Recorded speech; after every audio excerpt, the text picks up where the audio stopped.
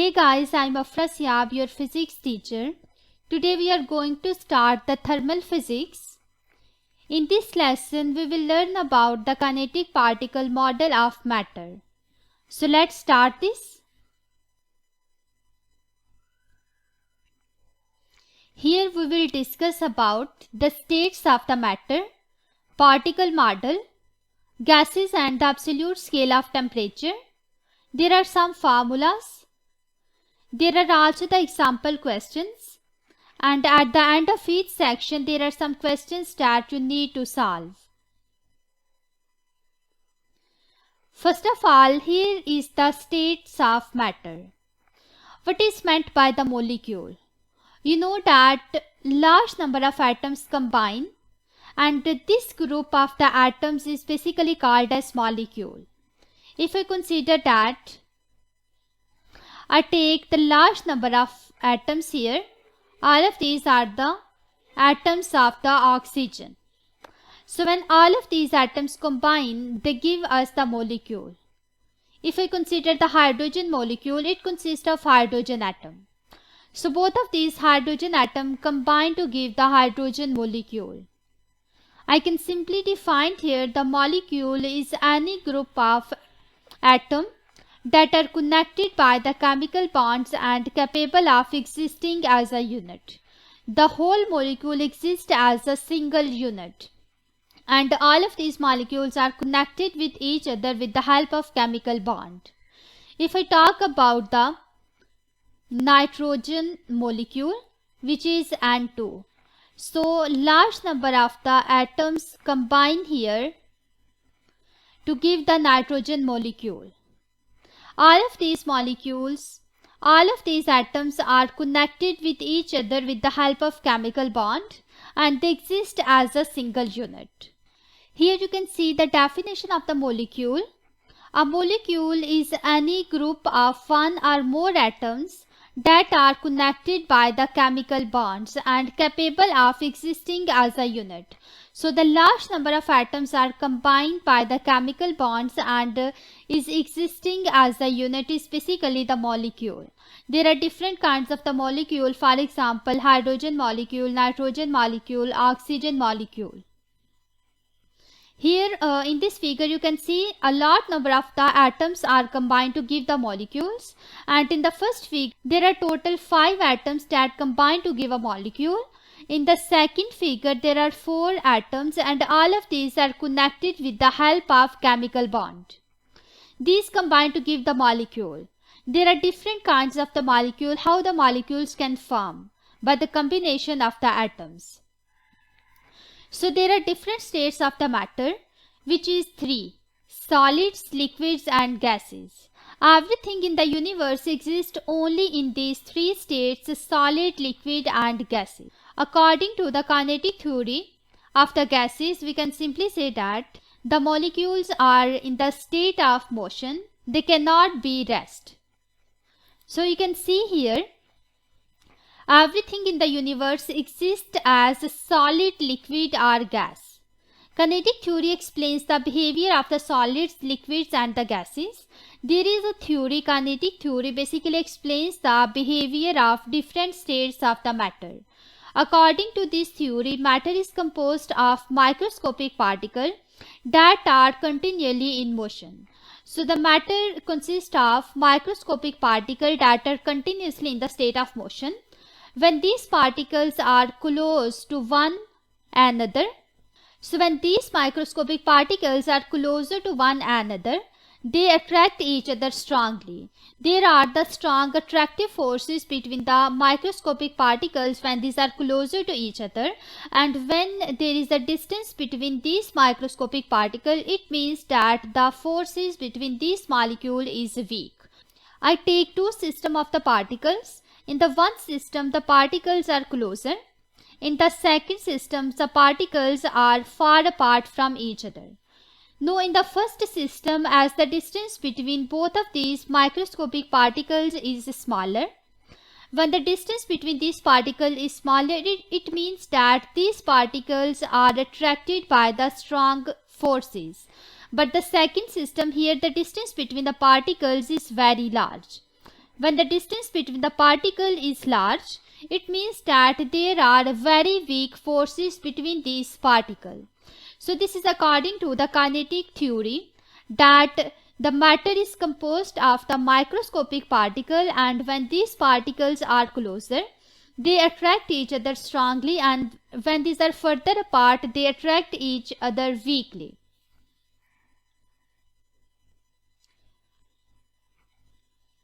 Here we will learn about the characteristics of the different state of matter.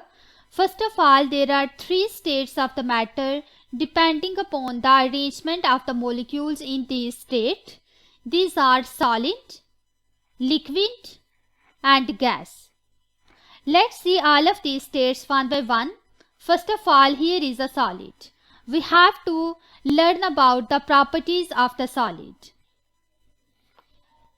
Solid is just like any object which has the definite shape and definite volume. I consider the apple. The apple has the specific shape as well as it has volume. So the apple is a solid. It's the example of the solid object. Any other solid object is just like the stone. The stone has the specific shape and volume. That's why the stone is a solid. So I can simply say that every solid object has the definite shape as well as volume. You can see here the first point. The solids have distinct shapes and well-defined volumes. If we talk about the attractive forces between the molecules of the solid, the particles in the solids are bound with the help of very strong attractive forces. I can simply say that there exists the very strong attractive forces between the molecules of the solid, and when the attractive forces between these particles are very strong, the distance between these particles are very small. I can simply say that the particles of the solid are very closer to each other. When these are very closer to each other and the attractive forces are very strong, it is very difficult to separate the particles of the solid because of the strong attractive forces. If I consider here a system, there are large number of solid particles that are closer to each other. Among these particles, there is a strong attractive forces. So if I want to separate the particles, it is very difficult because there is the strong attractive forces between all of these particles. When I have to separate the particles, first of all, I have to supply the enough energy that I can overcome the attractive forces between these particles, which is not possible. That's why I can simply say that the very large amount of energy is required to separate the particles. So, the particles of the solid are difficult to separate. You can see here as the distance between the particles of the solid is very small. These are tightly packed with each other. That's why we cannot compress. If I talk about the apple, you cannot compress the apple because in the apple the particles are held by the strong attractive forces as well as the distance between the particles is very small. When the distance between the particles is very small, how you can compress the solid? It is not possible that you can compress the solid because already the distance between the particles is very small. That's why the solids cannot flow.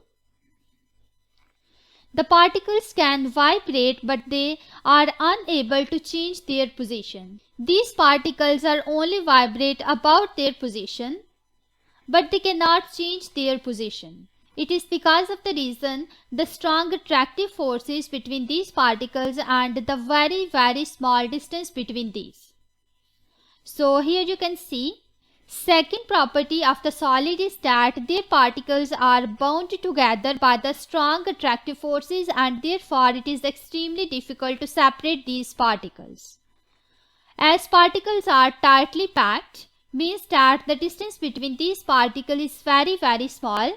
They cannot flow and incompressible. You cannot compress the solid object because the distance between these particles are very small. These particles can vibrate, but they are unable to change their position. Here on the other side, you can see the examples of the solid. First of all, here is apple. Apple is a solid object. because the particles are very closer to each other, held by the strong intermolecular forces. In the second, there is a ice. The particles of the ice are also very closer to each other. So it's an example of the solid. After that, there is a stone as well as the playing blocks. All of these have the definite shape and volume. That's why these are the examples of the solid. Now we will discuss the characteristics of the liquid.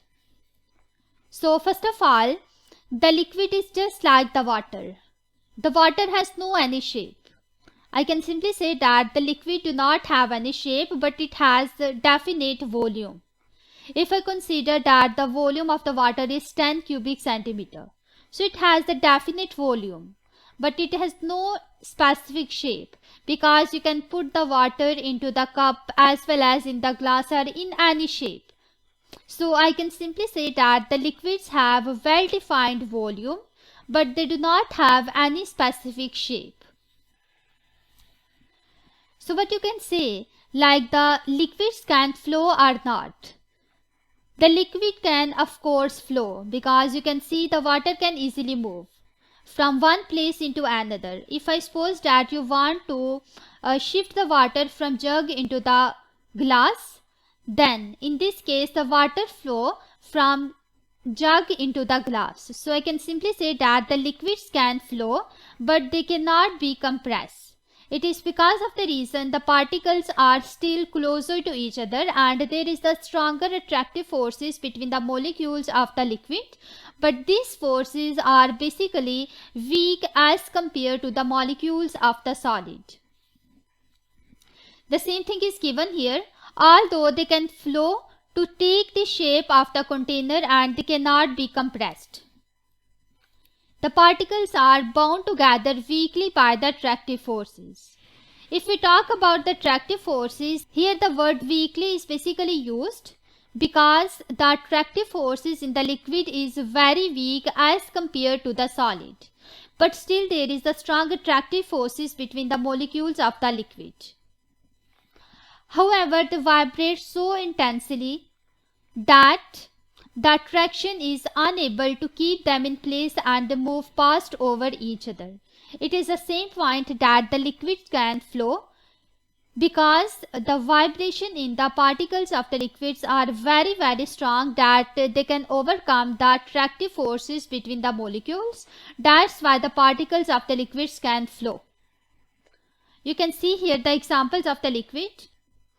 There is the water in the glass as well as juice, the water in the river as well as the milk. So all of these are the examples of the liquid because they can easily flow. Next we'll learn about the properties of the gases. First of all, gas is just like oxygen gas, hydrogen gas. All of these gases do not have any shape as well as no definite volume. So I can simply say that the gases have no definite shape and no fixed volume. The gases are highly compressible. It is because of the reason, if I draw here the structure of any gas, the molecules of the gas are very apart from each other.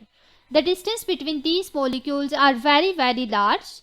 When the distance is very large, so I can simply say the gases are compressible. The distance between these particles can be reduced by compressing them, and the gases can be flowed to attain the shape of the container. You can put the gas into any shape. That's why the gases are highly compressible as well as they can flow to attain the shape of the container. So, as these are the gases, when you increase the temperature of the gas, the particles of the gas collide with each other. Means that by increasing the temperature of the gas, the kinetic energy of the particles increases. And you know the formula of the kinetic energy, it is equals to 1/2 mv square. By increasing the kinetic energy, the speed of the particles also increase. So I can simply say that when the speed of the particles increase, they collide with each other and also with the wall of the container in which it is filled. You can see here, due to the high speed of the gas molecule, The molecules have high speed. Due to the high speed of the gas molecules, they collide with each other and also with the wall of the container. So if we compare the gases with the liquid and the solid, as the particles of the gases are very far apart from each other, so when the distance between these particles is very large, the attractive forces is very small in the gases as compared to the liquid and the solid. You can see here, in comparison to the solids or liquids, gas molecules are much more spaced apart. Means that the distance between the molecules of the gases is very large, about 10 times larger. These particles can move randomly because there are negligible forces between them. The attractive forces between the particles of the gas is very small. That's why the particles can move randomly, and the distance between these particles is very large. Here is the example question. At the room temperature, the iron is difficult to compress. At the same temperature, oxygen is much easier to compress. Which comparison of the structure of the iron and oxygen explains this? Let's see the answers. Answer A. The iron particles are closer together. B. Iron particles have a greater mass. C. Iron particles can be magnetized. D. Iron particles have less average kinetic energy. So first of all, there are two particles, iron and oxygen. First of all, let me draw the structure for both of these. In the iron, the particles are very closer to each other. But oxygen, as it's a gas, there is a large distance between these particles. It's the structure of the gas. Now see the difference between both of these. The particles of the iron is very closer to each other as compared to the particle of the gas. When the distance between the particles of the iron is very small, it means that these are closer to each other. So you cannot compress the iron. It's very hard to compress the iron because of the small distance between its particle. But here the oxygen, it is very easier to compress because of the large spacing between these particles. So I can simply say here the correct answer is A, because the spacing between the particles of the iron is very small. Let's see the answer and explanation. Here you can see oxygen being a gas has weak attractive forces between the molecules, and the molecules of the gas have very high kinetic energy. Because oxygen molecule is just like the gas molecule, and by increasing the temperature of the gas, the kinetic energy increases. That's why the kinetic energy for the gas is very high, whereas the iron being a solid, iron is a solid, have highly attractive forces between the molecules, and the iron molecules have low average translational kinetic energy. Therefore, at the same temperature, the oxygen is easier to compress as compared to the iron, because large empty spaces are available between the oxygen molecules, whereas the iron molecules are tightly packed. Therefore, answer A is correct. See this figure here, the solid, it is just like the iron. The particles are packed very closely, but the gases, there is a large spacing between the particles of the gas. This is the difference between the structure of the solid and the gas. Let's go back and see the answer A. In the answer A, the iron particles are closer together. It means that answer A is correct from here.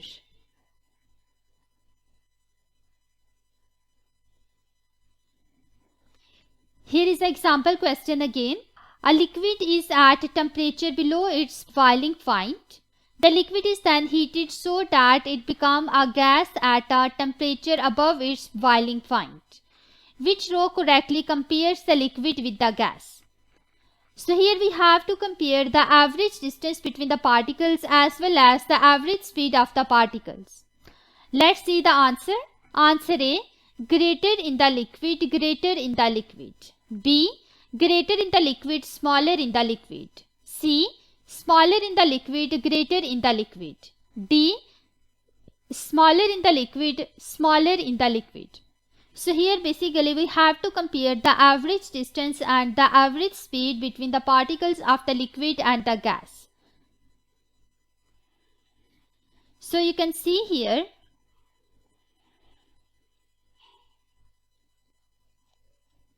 it's a liquid and the particles of the gas are very spaced apart.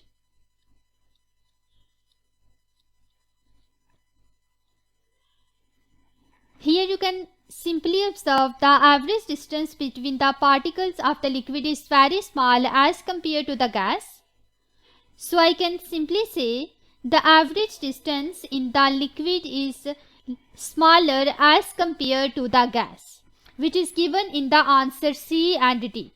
Only here I am seeing the average distance.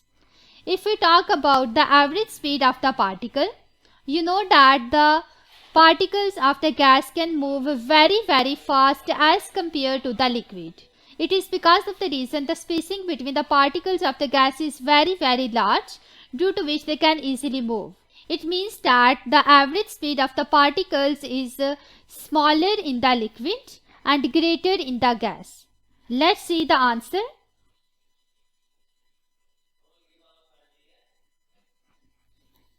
So you can see here answer D is correct.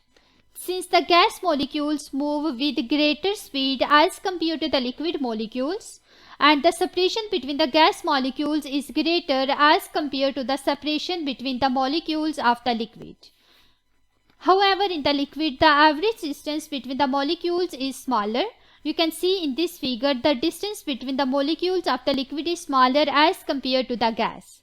And the average speed of the molecules is smaller as compared to the gas molecules.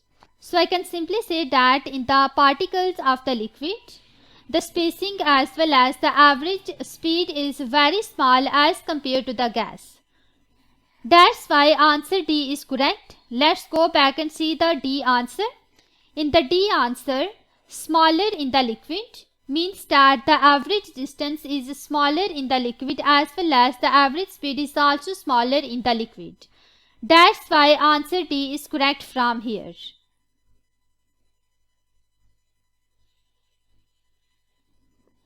Here is a comparison of the properties of solid, liquid and gases. First of all, here is mass. What you can say about the mass of the solid, liquid and gas? All of these have the fixed masses, solid, liquid and gas. For all of these, the mass is fixed. Shape. Next is the volume and the density. You know that the solid and liquid molecules have the definite volume and density, but the gas molecules have no definite volume. They can attain the shape of the container, which is any. So I can simply say that the gas has no definite volume and the density, but the liquid and solid, both of these have the definite volume and density. The same is given here for the solid. Volume and density is definite. For the liquid, it's definite, and for the gas, no definite volume and density. After that, here is shape. What is the shape of solid, liquid and gas? Either it's definite or indefinite. So the solid has definite shape, just like the stone and the apple. The liquid has no definite shape. You can put the liquid in cup or in glass or in jug, just like the water.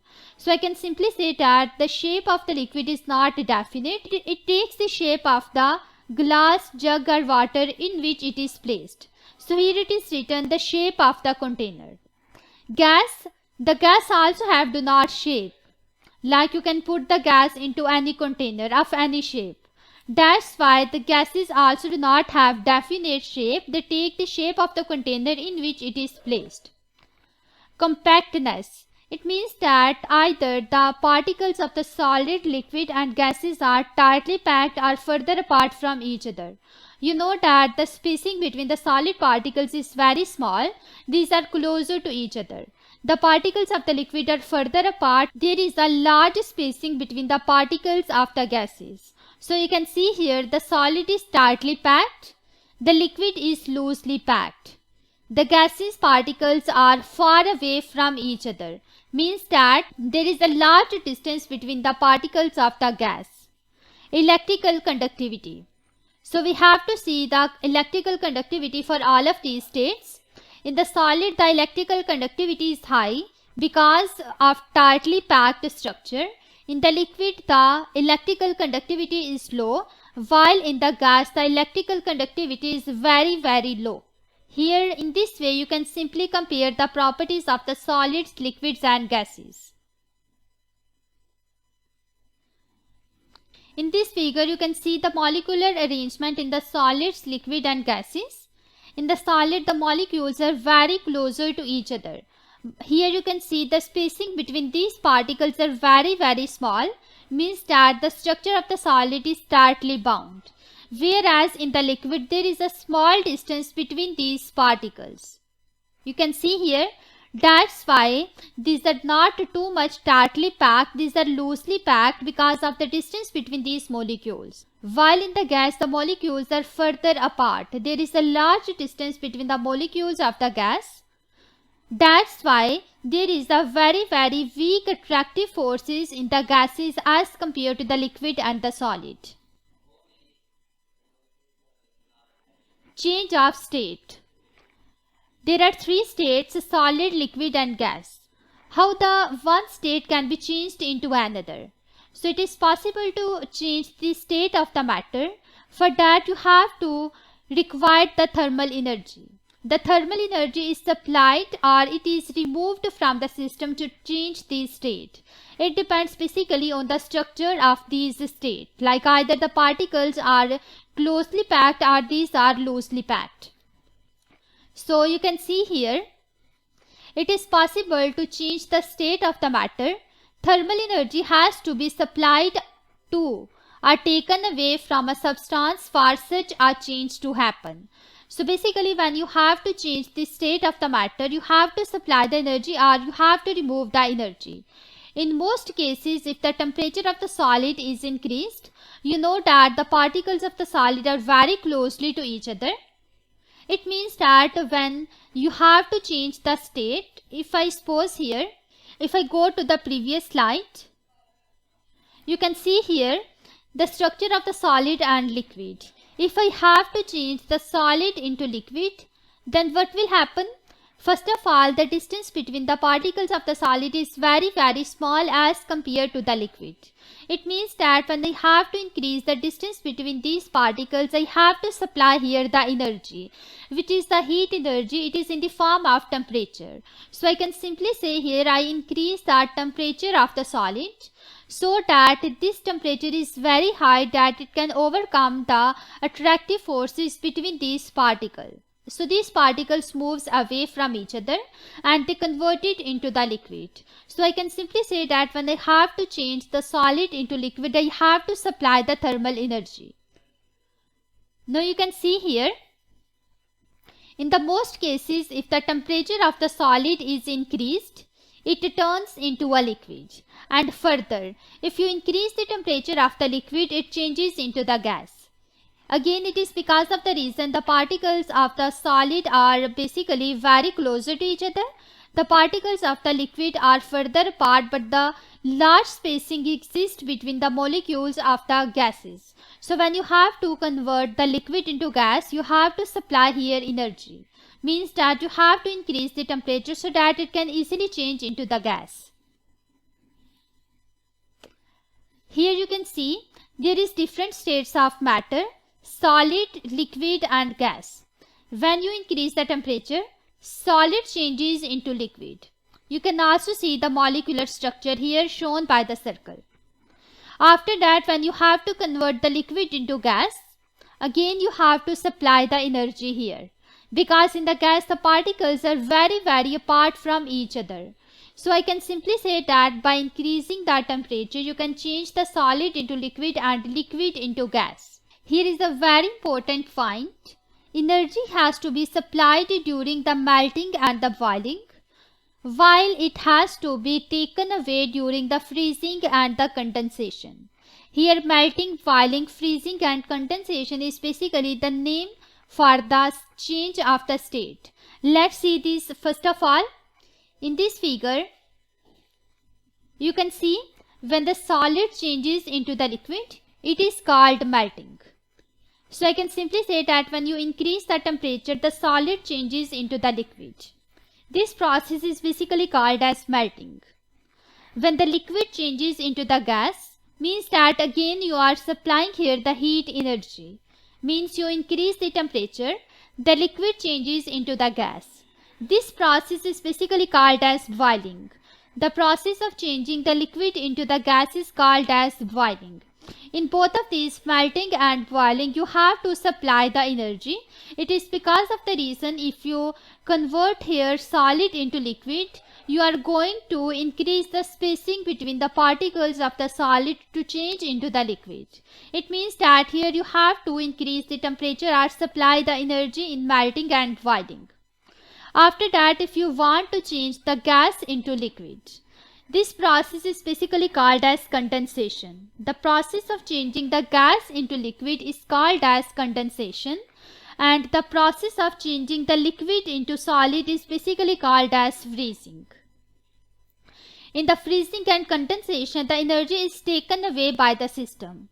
It is because of the reason the particles of the gases are very far apart from each other, while the particles of the liquid are small apart from each other. So when you evolve the heat from the system, the gas easily change into the liquid. I can simply say that you have to decrease the temperature.